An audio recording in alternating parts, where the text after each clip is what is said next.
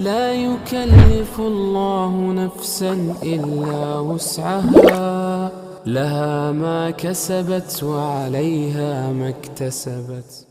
Dulu ada seorang ahlul ilm tinggal di Mekah.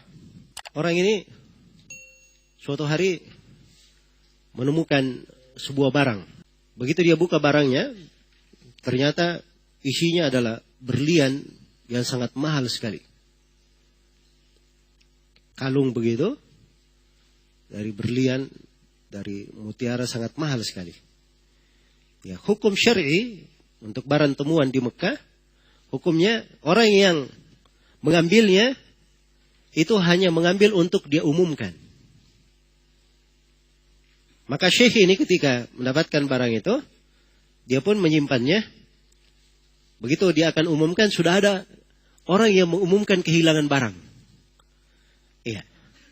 Maka dia pun memanggil orang tersebut. Dia katakan kepadanya, barang kamu apa? Dia sebut barangnya. Kalung, seperti yang dia sebut. Warnanya apa? Disebut sama warnanya. Penutupnya apa? Terus tali yang mengikatnya apa? Semuanya disebut. Persis jawabannya. Ya, ini fikih ya di dalam barang temuan.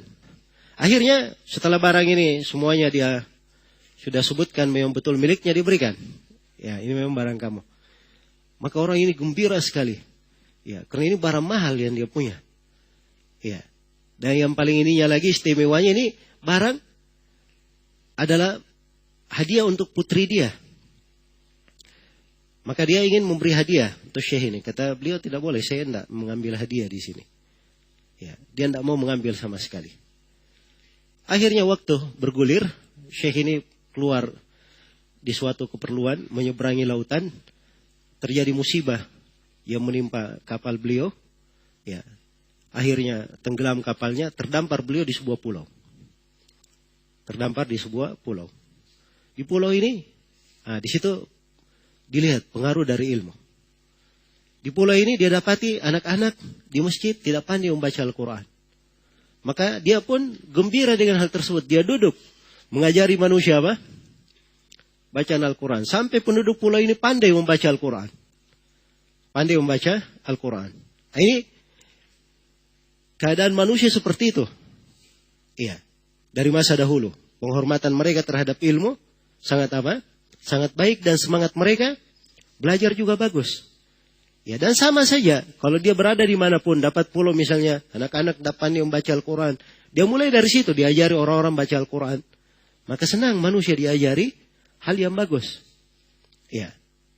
Maka penduduk pulau pun sangat berterima kasih. Mereka berkata, wahai syekh, kami di sini ada seorang anak perempuan, dia sudah tidak ada lagi keluarganya, dan kami ingin menikahkan kamu dengan anak itu. Ya.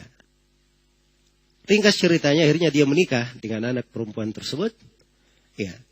Begitu dia melihat istrinya, ternyata kalung yang dia temukan di Mekah ada di leher istrinya. Ada di leher istrinya. Maka dia bengong saja melihat kalung itu. Ya. Dan tidak berbuat apa-apa. Istrinya pergi mengadu kepada keluarganya. Ini ada apa syekhnya? Dia bengong saja melihat saya. Ya, maka orang-orang pun tanya kepada beliau.